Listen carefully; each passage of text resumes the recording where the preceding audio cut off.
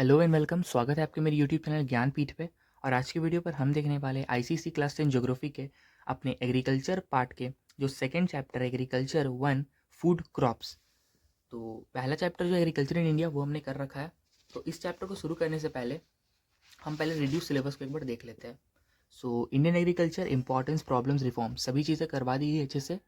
Video का link description में आपको मिल जाएगा।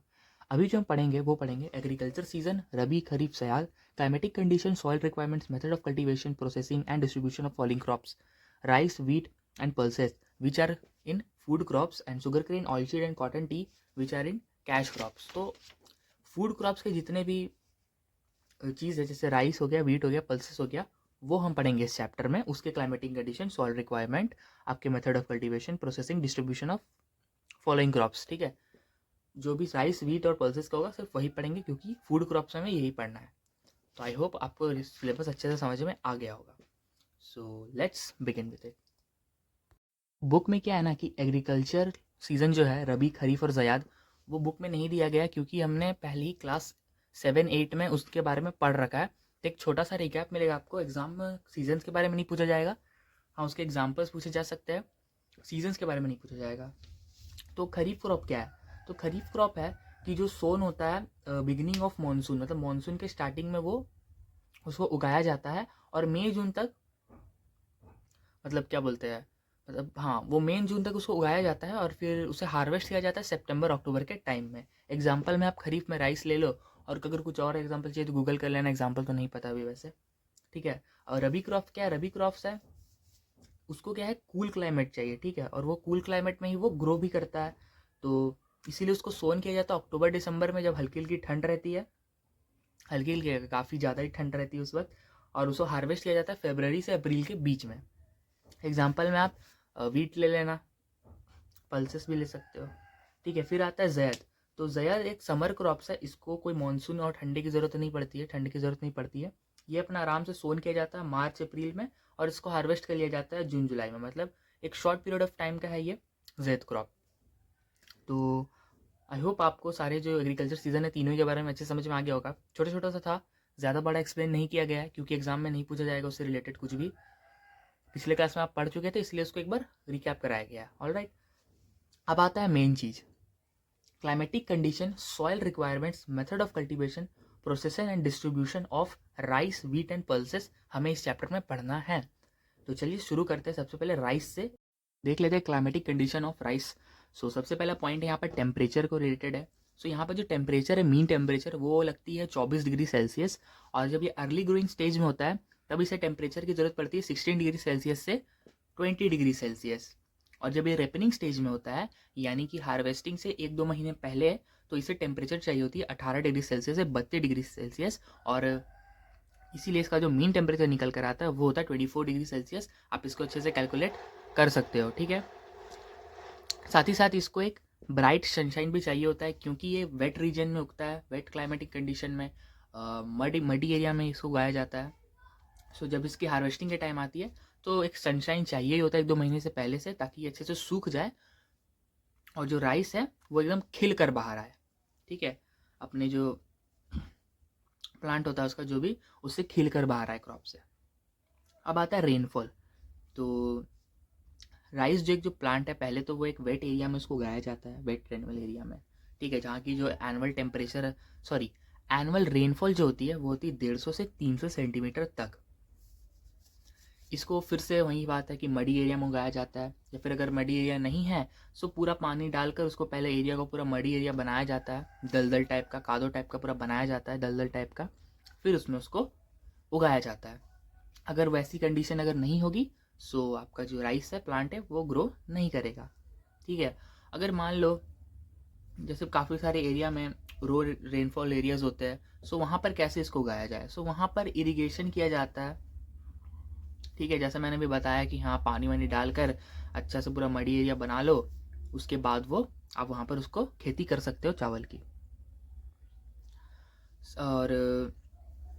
और एक बात कि यहाँ पर जो इस कंडीशन में क्या है कि जब रेपनिंग का टाइम आता है, हार्वेस्टिंग का टाइम आता है, तो यहाँ पर 1-2 महीने पहले हमें, या फिर 2-3 महीने पहले यहाँ पर एक रेनफॉल चाहिए होता है, क्योंकि अगर रेनफॉल हुई तो उसके बाद जो चावल के जो दाने ग्रेन्स है उसके साइज़ में फ़र्क आएगा, ठीक है, थोड़ा सा साइज़ इंक्रीज़ हो जाएगा।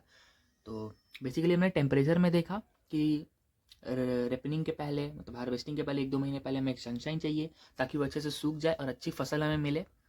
पर रेनफॉल में क्या होता है रेनफॉल की भी एक कंडीशन है कि इरिगेशन वाला, कि जहाँ पर मान लो लो रेनफॉल एरिया है, वहाँ वाला कंडीशन है कि वहाँ पर आपको 2-3 महीने पहले आपको एक अच्छी खासी बारिश चाहिए, जिससे आपका जो साइज़ ऑफ ग्रेन है वो इंक्रीज़ कर जाएगा, ठीक है। अब देखेंगे सॉइल रिक्वायरमेंट, तो इतना बड़ा नहीं पढ़ना है, छोटी सी चीज़ ऊपर में दी हुई है, देखो सॉइल रिक्वायरमेंट। तो हमें एलुवियल सॉइल लगेगा इसके लिए, और विथ सब सॉइल जिसका नाम है इम्परवियस क्ले, ठीक है। फिर से एलुवियल सॉइल लगेगा और उसके अंदर एक सब सॉइल होता है जिसका नाम है इम्परवियस क्ले। तो क्लाइमेटिक कंडीशन और सॉइल रिक्वायरमेंट हो गया। अब हम देख लेते हैं मेथड ऑफ कल्टीवेशन। अब देख लेते हैं method of cultivation of rice. So following methods of rice cultivation are practised in India. So India में काफ़ी सारे कल्टीवेशन यूज़ किए जाते हैं। सो जो पहला कल्टीवेशन है वो है ब्रॉडकास्टिंग कल्टीवेशन। इसमें क्या होता है कि सीड्स को हाथों से ही खेतों में स्प्रिंकल कर दिए जाते हैं, ठीक है। और ये मेथड कहाँ पर यूज़ होता है, यहाँ वहाँ पर होता है कि जहाँ पर जो सॉइल की जो क्वालिटी है वो थोड़ी सी ख़राब हो, और लेबर इसमें क्या होता है कम लगता है। ये मतलब क्या बोले, एक छोटा सा इसको कह सकते हो आप, एक इंडस्ट्रीज़ के रूप में देखें तो स्मॉल स्केल इंडस्ट्री भी कह सकते हैं। अपनी सी जो खेत हुई छोटी सी, उसमें हाथों से ही फेंक दिया, सॉइल की कुछ खास क्वालिटी नहीं है, बस यही था, ठीक है। सो दूसरा जो मेथड है वो है डिबलिंग मेथड। सो इस मेथड में क्या होता है कि सीड्स को ड्रॉप किया जाता है रेगुलर इंटरवल टाइम्स में। मतलब कि यहाँ पर थोड़ा सा सीड डाला, फिर सेम डिस्टेंस के बाद थोड़ा सा सीड डाला, थोड़ा सा सीड डाला, थोड़ा सा सीड डाला, थोड़ा सा सीड डाला, ठीक है। इस तरह में हो जाता है सेम, वहाँ पर भी सॉइल की क्वालिटी वही रहती है और इसमें भी लेबर कम ही लगता है। फिर आता है ड्रिलिंग मेथड। यहाँ पर क्या किया जाता है, यहाँ पे जो टाइम है और जो लेबर है वो काफ़ी ज़्यादा लगता है। क्यों लगता है, क्योंकि इस मेथड में क्या होता है ना, बैम्बू लिया जाता है, एक होल रहता है, बैम्बू में होल तो रहता ही है, वो पूरा जो बैम्बू अंदर हॉलो बैम्बू है सिलेंडर टाइप का, उससे क्या किया जाता है, मारा जाता है पानी के अंदर। अब वो मट्टी को अंदर तक पूरा खोद देता है, फिर मट्टी निकालते हैं और उसके अंदर सीड डालते हैं। या फिर कहीं कहीं पे क्या होता है, ऐसे जोर से दबाते हैं, मट्टी सारी अंदर चल जाती है, उसके बाद उसमें सीड डाल देते हैं बैम्बू के अंदर, वहाँ से सीधे अंदर चल जाती है, ठीक है। इसीलिए ये जो इसमें क्या होता है कि बेनिफिट यही है कि जो सीड की वेस्टेज कम होती है और ज़्यादा से ज़्यादा जो क्रॉप्स है वो ग्रो होता है और एक अच्छे क्वालिटी में होता है। और यहाँ पर जो लेबर और टाइम दोनों ही काफ़ी ज़्यादा लगते हैं, ठीक है। साथ ही साथ ये क्या करते हैं, क्विक जर्मिनेशन के लिए ये पहले 4-5 घंटे सीड्स को पानी में डुबो के रखते हैं, ठीक है, जिससे जो सॉइल है, जिससे जो सीड है वो फिर जब अंदर जाए तो जल्दी ही जर्मिनेट हो जाए। अब देख लेंगे जो सबसे इम्पॉर्टेंट मेथड ऑफ कल्टीवेशन है जो इंडिया में, मतलब एक लार्ज टाइप में जो यूज़ किया जाता है, वो है ट्रांसप्लांटेशन मेथड। सो ट्रांसप्लांटेशन मेथड जो कि इंडिया में काफ़ी इंपॉर्टेंट है और मोस्ट ऑफ द जगह में इसको यूज़ किया जाता है। सो इन दिस मेथड पहले सीड को क्या किया जाता है, नर्सरीज़ में अच्छे से पानी में डाल के सोन किया जाता है at the beginning of monsoon. और उसके 4-5 हफ्ते बाद जब सीड में जैसे मान लो जब चने हम भिगाते हैं, सो चने से हम देखना कि वाइट वाइट कुछ उसके रूट जैसा निकलता है, जिसे हम कहते हैं अंकुरित, ठीक है। सो जब सीड को जब हम भिगाते हैं ना, तो उससे भी उसकी प्लांट निकलती है। जब वो 15-20 सेंटीमीटर हो जाता है तब उसे इजीली आप लगा सकते हो खेत में, आप जाकर उसको आराम से लगा सकते हो, ठीक है। जिससे क्या होगा, जो ग्रेन है वो स्मूथली ग्रो करेगा, अपना पेड़ पहले से ही ग्रो है, सो उसे एक कंडीशन से दूसरे कंडीशन, सेम कंडीशन में ले जाएंगे तो जल्दी जल्दी अपना बढ़ जाएगा, ठीक है। कुछ टाइम बाद जब इसको रिपिन्स की टाइम आती है, जब उसको रिपिन किया जाता है, हार्वेस्ट किया जाता है, सो जो फील्ड है वो फिर वापस से ड्राई हो जाती है, फिर उसको मडी एरिया करके फिर प्रोसेस को चालू कर देते हैं। फिर आता है कि जो ये जो मेथड है वो काफ़ी लेबर की से ज़रूरत पड़ती है, जो कि काफ़ी चीप और प्लेंटफुल मेथड है इंडिया में। अब आप सोच रहे हो कि काफ़ी लेबर्स की ज़रूरत पड़ती है और ये चीप मेथड तब कैसे हुआ। सो इंडिया में जो लेबर है उसकी कॉस्ट काफ़ी कम होती है फॉर्जिन से, ठीक है। तब ग्लोबल में अगर आप देखो किसी भी देश में जाओ तो वहाँ पर लेबर की कॉस्ट काफ़ी आपको ज़्यादा पड़ेगी, पर इंडिया में लेबर की कॉस्ट काफ़ी कम पड़ेगी। सो इंडिया से अगर देखा जाए इंडिया के रूप में, इंडिया के अंदर, तो ये काफ़ी चीप है। साथ ही साथ the yield of rice increase significantly. ठीक है, अब आता है एडवांटेज ऑफ ट्रांसप्लांटेशन की। क्या क्या एडवांटेज है इस मेथड के। सो पहला कि good quality of seeds are chosen. ठीक है, अच्छे क्वालिटी के सीड्स यहाँ पर चूज़ किए जाते हैं जब नर्सरी में उसे सोन किया जाता है। It gives higher yield and fewer amount of seeds. अच्छा, ये काफ़ी सारे आपको प्लांट देता है एक लेस अमाउंट ऑफ सीड्स में। ठीक है, बाकी सारे मेथड्स में क्या होता था कि एक सीड डालो एक प्लांट हो रहा है, यहाँ पर क्या है सोन करके डालते हैं, 15 सेंटीमीटर से 20 सेंटीमीटर बढ़ा कर डालते हैं, सो काफ़ी ज़्यादा हमारी जो फसल है वो उगती है। It help plant growth as the seedling are spaced out during replanting. हाँ, यहाँ पर क्या होता है कि जब हम खेती करते हैं, मतलब जब हार्वेस्ट का टाइम आता है और जब हम उसको अपने जो क्रॉप उसको जब उसको निकालते हैं, तो जो आसपास के जो क्रॉप्स है या आसपास के जो प्लांट है वो डैमेज नहीं होते हैं, और वो जो प्लेस है वो इजीली दूसरे रीप्लांटिंग के लिए काम आ सकता है। ठीक है, दोबारा रीप्लांटिंग के लिए वो जो प्लेस है वो अच्छे से इतना सफिकेंट हो चुका है जो काम आ सकता है। This practice allows for quicker germination of seeds and cuts down sowing time. ठीक है, जर्मिनेट काफ़ी आसानी से होता है और उगता भी काफ़ी जल्दी है ये, और इसको हम हार्वेस्ट भी काफ़ी जल्दी कर सकते हैं, मतलब शॉर्ट पीरियड ऑफ टाइम इसमें लगता है सबसे। फिर आता है lots of labour is required which is easily available.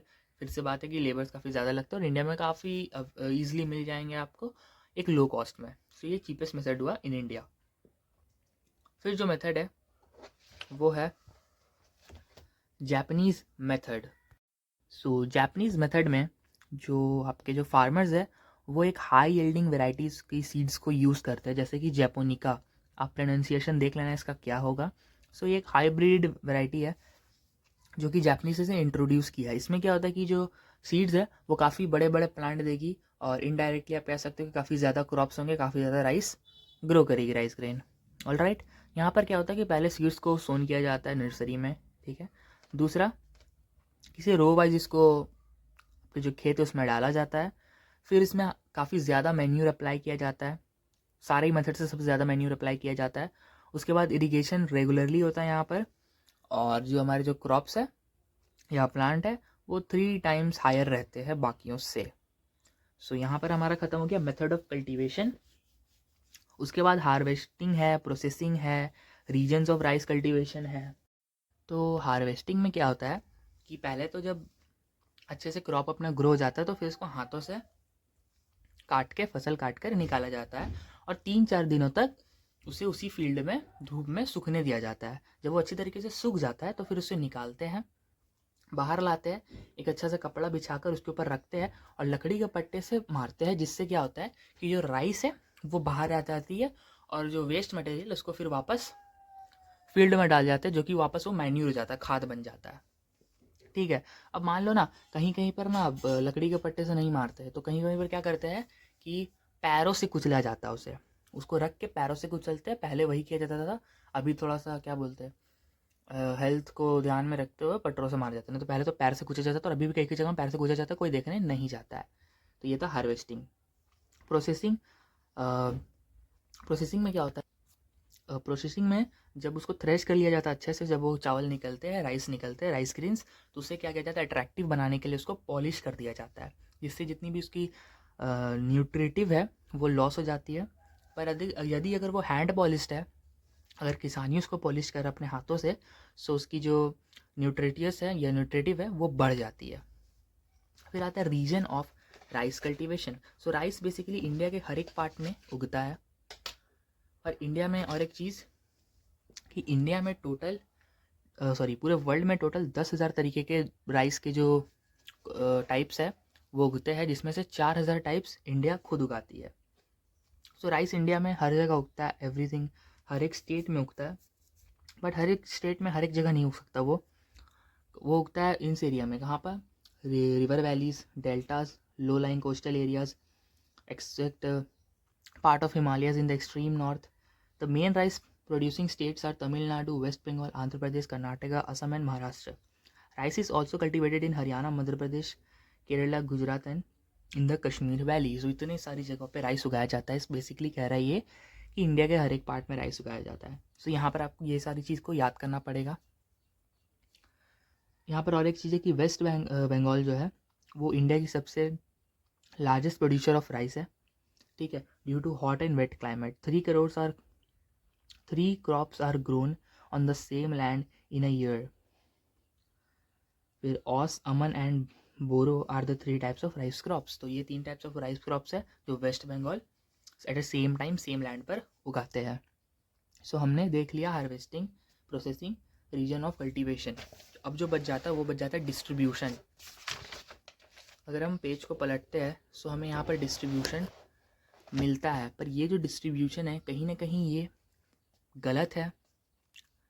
अगर आप कहो तो ये डिस्ट्रीब्यूशन गलत है, क्योंकि जो मेन डिस्ट्रीब्यूशन जो है वो यहाँ पर है।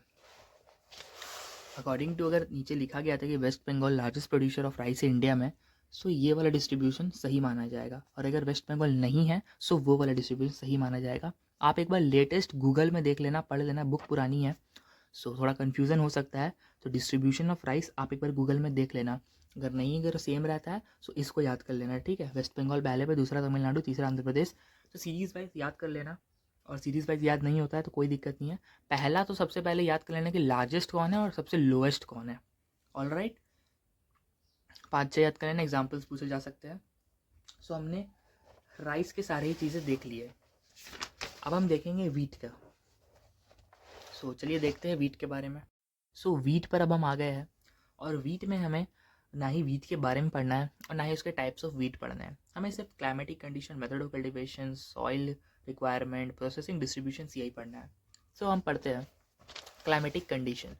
सो क्लाइमेटिक कंडीशन में सबसे पहला जो पॉइंट है वो है टेम्परेचर। सो वीट जो है का वो रिक्वायर करती है cool climate with moderate rainfall, ठीक है। और वीट जो रिक्वायर करती है, जो टेम्परेचर वो रिक्वायर करती है 10 डिग्री सेल्सियस से 15 डिग्री सेल्सियस।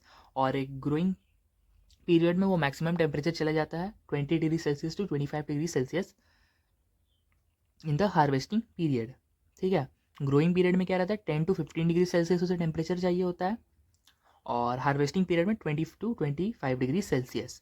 साथ ही साथ वो एक कूल क्लाइमेट है विथ मॉडरेट रेनफॉल। अब आता है रेनफॉल, ठीक है।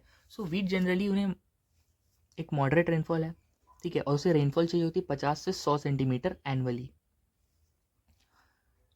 वीट को एक कूल और वेट ग्रोइंग क्लाइमेट चाहिए, सीजन चाहिए, लेकिन जब हार्वेस्टिंग का टाइम है तो उसे एक ड्राई हार्वेस्टिंग सीजन तो चाहिए ही चाहिए, तभी वीट की जो क्वालिटी है, या फिर कह सकते हो कि वीट हर तरीके से तभी अच्छा होगा। अब यहाँ पर एक काफ़ी छोटी सी चीज़ है छोटी चीज़ है, पर आपको थोड़ा सा कंफ्यूज करेगी, ठीक है। जो ट्रेडिशनल वीट होती है, ग्रोइंग रीजन जहाँ पर वो नॉर्थ वेस्टर्न इंडिया में जहाँ पर ग्रो करती है, उसे average rainfall, sorry annual rainfall चाहिए होता है 40 to 80 सेंटीमीटर का, जहाँ पर वो 12.5 सेंटीमीटर रेनफॉल विंटर मंथ में लेती है, जनवरी फेब में, जैन और फेब में, due to western distributions which is beneficial for wheat cultivation, ठीक है। Shortage of rainfall can be made by irrigation. साथ ही साथ फ्रॉस्ट और हेलस्टॉर्म वीट को काफ़ी अच्छा खासा डैमेज आपको वीट क्रॉप को दे सकता है। सो ये जो चीज़ थी ये कुछ ज़्यादा आपको पढ़ने लायक नहीं था, मतलब कुछ इम्पॉर्टेंट नहीं है, पर ऐसे ही दे दिया, इसलिए थोड़ा सा कंफ्यूज हो रहे हैं आप कि 50 से 100 सेंटीमीटर एनुअली चाहिए होता था, पर यहाँ पर फिर अब नॉर्थ वेस्टर्न आ गया है, फिर आपका साउथ वेस्टर्न आ गया है, तो आपको काफ़ी कंफ्यूज हो गया, ये पता था। सो इसको नहीं भी पढ़ोगे तो भी कोई बात नहीं है, कोई ज़रूरी नहीं है ये चीज़, ठीक है। सो अब देख लेते हैं सॉइल। सो हम अगर चाहे तो सॉइल को ऊपर से भी देख सकते हैं, वहाँ पर सॉइल रिक्वायरमेंट लिखी हुई है, अब देख ही लो। यहाँ क्या लिखा है, यहाँ पर लिखा है light clay and heavy loamy soil. Soil chapter में आपने सब पढ़ रखा है, तो दोबारा तो कोई चीज़ याद दिलाने की ज़रूरत है नहीं। अगर नहीं पढ़ा है तो वीडियो पढ़ा है, वहाँ आप जाकर देख लेना। सो सॉइल देख लेते हैं। तो सॉइल कहता है कि लाइट और heavy loamy soil is the best soil for wheat, ठीक है। साथ ही साथ जो एलुवियल सॉइल है गंगेटिक प्लेन का और black soil of Maharashtra and Madhya Pradesh are suitable for wheat. The soil should be contain much organic matter, it needs लॉस्ट of fertiliser to supplement the deficiency, ठीक है। लाइट क्लेवी और हैवी लोमी सॉइल की दरकार सबसे अच्छी होती है सॉइल ये वीट के लिए। साथ ही साथ जो एलिवियल सॉइल है गंगेटिक प्लेन की और ब्लैक सॉइल है महाराष्ट्र और मध्य प्रदेश की, ये भी वीट को सूट करती है, ठीक है। उनके जो सॉइल है उसमें ऑर्गेनिक ज़्यादा होने चाहिए, organic matters, and it needs a lot of fertiliser to supplement the deficiency. So हमने क्लाइमेटिक कंडीशन पढ़ लिया। अब हम पढ़ लेते हैं मेथड ऑफ कल्टीवेशन। लेते हैं मेथड ऑफ कल्टीवेशन। सो यहाँ पर जो वीट है वो सोन किया जाता है अक्टूबर नवंबर में, रेनी सीजन के बाद। तब क्या होता है ना, हल्की हल्की ठंड भी पड़ने लगती है, जिससे क्या होता है सॉइल जो होता है उसमें मॉइस्चराइजर आ जाता है। सो ईजिली जो हमारा जो सीड है वो प्लग किया जा सकता है। ठीक है, दो मेथड यहाँ पर यूज़ किए जाते हैं सीड को प्लग करने के लिए। पहला ड्रिलिंग, दूसरा ब्रॉडकास्टिंग। पिछले में पढ़ा चुका गया राइस में। ठीक है, जो टेम्परेचर है, जब सीड जब ग्रोइंग फेज में होगी अपनी, ठीक है, जब वीट अपने ग्रोइंग फेज में होगा, सो जो टेम्परेचर है वो जनरली लो होता है। ठीक है, एक हल्के फुल्के रेनफॉल उसके लिए उस समय काफ़ी होता है। लेकिन जब प्लांट जब हार्वेस्टिंग के टाइम में जब आ जाता है, तो उसमें थोड़ा सा ड्राई पीरियड ऑफ, एक थोड़ा सा सनलाइट चाहिए, थोड़ा सा ड्राई टाइम होना चाहिए। ठीक है, तो और साथ ही साथ ये जो प्लांट है इसको 3 से 4 टाइम इरिगेशन की ज़रूरत पड़ती है ग्रोइंग पीरियड के ही टाइम में। और जब इसे हार्वेस्टिंग के टाइम आता है, सो यहाँ पर एक ड्राई क्लाइमेट या फिर एक ड्राई पीरियड थोड़ा सा 1-2 महीने का चाहिए होता है। सो method of cultivation I hope समझ में आ गया होगा। अब अगला टॉपिक है उसको देख लेते हैं। तो हार्वेस्टिंग। सो हार्वेस्टिंग में आप सभी जानते हैं कि वीट के जो हार्वेस्टिंग का जब टाइम आता है, तो उस समय उसे एक ड्राई क्लाइमेट चाहिए होता है। ठीक है, सो वीट जो है वो रेपलिंग स्टार्ट कर देती है अपने मंथ ऑफ मार्च में ही, और उसे हार्वेस्ट कर लिया जाता है अप्रैल में। ठीक है, harvesting is generally done by sickle, पर नाउ इन न्यू एरा जो मशीन्स है वो सिकल को रिप्लेस कर चुकी है। काफ़ी सारे मशीन्स आ चुके हैं, जैसे कि आप ये देख लो, इस तरीके से हार्वेस्ट किया जाता है इसको। ये जो मशीन है ना, ट्रैक्टर में बांध दिया जाता है और फिर ब्लेड लगी रहती है उसके अंदर। यूट्यूब पे आप सब देख सकते हो, छोटे छोटे 2-3 मिनट का क्लिप आता है। अभी तो इस क्लिप को अगर यहाँ पर ऐड कर देंगे हम इस वीडियो पर, तो काफ़ी लंबी हो जाएगी और फिर बोरिंग भी हो जाएगी एक तरीके से। ठीक है, सो आप इसको अलग से देखोगे ना तो ज़्यादा समझ में आएगा, पर जो फोटो है उससे भी आप समझ सकते हो इजली कि इसके नीचे एक ब्लेड लगी रहती है, और जो वो चलता है तो एक शेप और साइज़ में जो प्लांट है उसको काटते हुए जाता है। ठीक है, तो जैसे कि पंजाब, हरियाणा, वेस्टर्न यूपी, यहाँ पर हर जगह जो आपके जो सिकल है उसको रिप्लेस कर दिया गया है मशीन से। ठीक है, तो साथ ही साथ जब से ग्रीन रिवॉल्यूशन इंट्रोड्यूस किया गया है, तब से high yielding variety of seeds को यूज़ किया जा रहा है, ताकि जो आपकी जो क्रॉप्स है या फिर जो प्लांट्स है वो काफ़ी अच्छे और ज़्यादा तादाद में उगे। ठीक है, और साथ ही साथ जो वीट है वो एक लौता क्रॉप है पूरे इंडिया में जो इतनी, इसका जो प्रोडक्शन है वो काफ़ी तेज़ी से हो रहा है। और हम वीट में कह सकते हो वर्ल्ड के सबसे बड़े प्रोडक्शन तो नहीं है, आई थिंक सेकंड पे है या थर्ड पर है। और साथ ही साथ पूरे हम वर्ल्ड को भी वीट सप्लाई करते हैं। तो आई होप आपको हार्वेस्टिंग समझ में आया होगा। अब हम देख लेते हैं regions of wheat cultivation. So on an average, wheat accounts of 26% of the total area under cereals and 14% of total crop area in the country. मतलब 14% तो सिर्फ वीट ही है क्रॉप्स में अगर देखा जाए भारत में। साथ ही साथ over 87% of the wheat population comes from 5 states, Uttar Pradesh, Punjab, Haryana, Rajasthan and Bihar. 87% of जो आपका जो वीट है, वीट क्रॉप्स, वो आपके आते हैं ये 5 स्टेट से। कहाँ कहाँ से? उत्तर प्रदेश, पंजाब, हरियाणा, राजस्थान एंड बिहार। ठीक है, this region is thus called granary of India, granary of India. ठीक है, जो कि काफ़ी अच्छी चीज़ है कि ये जो 5 स्टेट है वो इंडिया को 87% परसेंटेज ऑफ जो वीट है वो प्रोड्यूस करते हैं। और other wheat producing region in the black soil tracts of Deccan covering parts of Maharashtra, Gujarat, Madhya Pradesh, Uttar Pradesh in the largest producer of the wheat in India, accounting for over 24,940 tons in 2000 to 2001। ठीक है, ये जो ग्राफ है काफ़ी पुराना ग्राफ है, तो इसको अभी आप ध्यान में मत दो, लेटेस्ट ग्राफ देखो। अभी तो बस वही कहूँगा मैं, बाद बाकी ब्लैक सॉइल की मदद से भी उगाया जाता है महाराष्ट्र, गुजरात, मध्य प्रदेश में, उत्तर प्रदेश में। ठीक है ना। अब देख लेते हैं climatic contrast between wheat and rice. ये भी टॉपिक है जो एक्सक्लूड है, नहीं पूछा जाएगा, फिर भी 4 पॉइंट है, 5 पॉइंट है, ईजिली एक्सप्लेन कर देते हैं। सो पहला पॉइंट है, rice is a kharif crop, wheat is a rabi crop. हाँ, मैंने पहले स्टार्टिंग ऑफ द चैप्टर में आपको पढ़ा दिया है एग्रीकल्चर सीजन, रबी, खरीफ और ज़याद। तो आप सभी के एग्जाम्पल्स अच्छे से याद कर लेना। अगर डेफिनेशन नहीं पूछेगा, सो आई होप कि 1-8 नंबर के MCQ में एग्जाम्पल तो पूछेंगे ही पूछेंगे, तो आप देख लेना अपना। ठीक है ना। फिर सेकंड पॉइंट है कि rice needs average temperature between 20 degree Celsius and 32 degree Celsius to grow. Wheat needs not more than 10 to 15 degree Celsius to grow.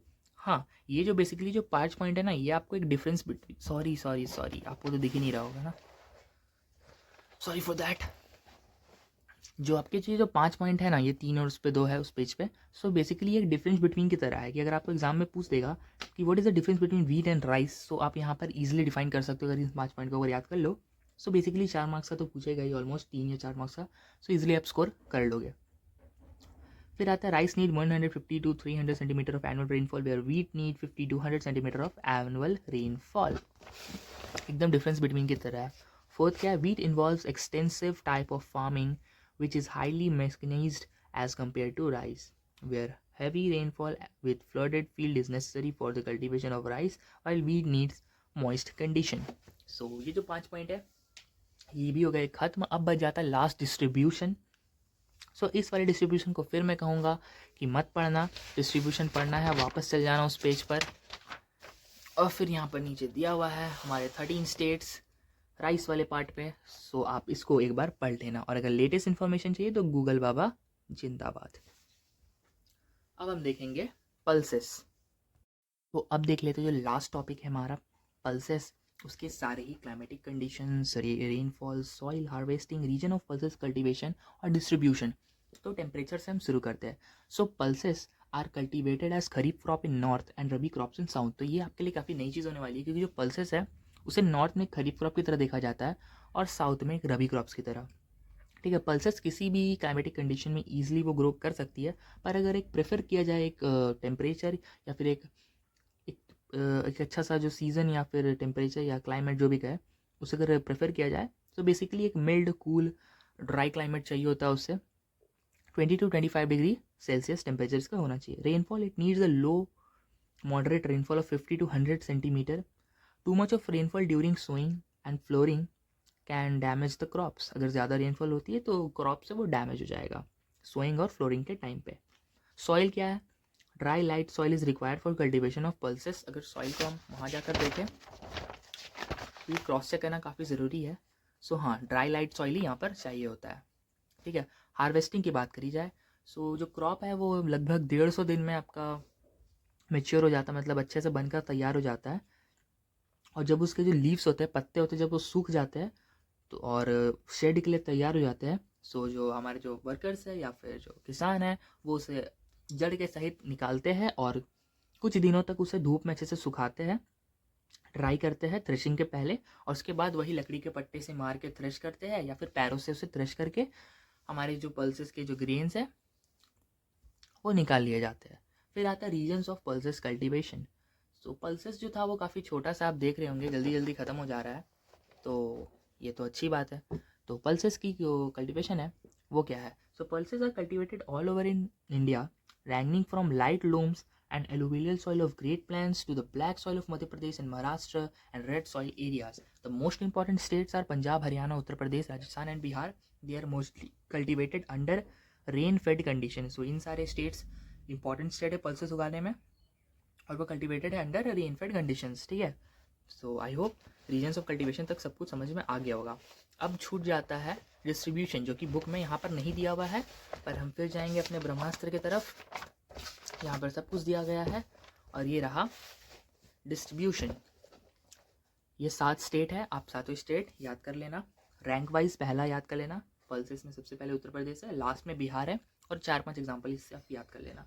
ठीक है, सो बच जाता है मिलेट्स। आप सोच रहे होंगे ये बुक में नहीं है, सो ये सिलेबस में भी नहीं है, ये था सिलेबस ये था। पहला chapter Indian agriculture important problems and reforms बढ़ा दिए गए। दूसरा चैप्टर में हमने पढ़ा एग्रीकल्चर सीजन, रबी खरीफ सयाद एग्जाम्पल्स के साथ, और फिर हमने पढ़ा राइस वीट और पल्सेस के climatic condition, soil requirement, method of cultivation, processing और डिस्ट्रीब्यूशन, जो कि फूड क्रॉप्स इस चैप्टर में थे। अगले जो चैप्टर है इसका जो लास्ट चैप्टर है इस यूनिट का, वो शुगर ग्रेन, ऑयलसीड और कॉटन टी के ऊपर है, और वही हमें climatic condition, soil requirement, method of cultivation, processing और डिस्ट्रीब्यूशन सेम चीज़ें पढ़नी है। सो आई होप आपको अच्छे से ये चैप्टर समझ में आ गया होगा। अगला जो चैप्टर होगा ये लास्ट चैप्टर होगा यूनिट का। तो तब तक के लिए थैंक यू, बाय बाय, मिलते हैं किसी नेक्स्ट वीडियो पे। और अगर आपको मेरी वीडियो पसंद आई है तो लाइक करना, चैनल को सब्सक्राइब करना और कमेंट करके बता देना कि नेक्स्ट वीडियो किस टॉपिक पे चाहिए। सो तब तक के लिए बाय।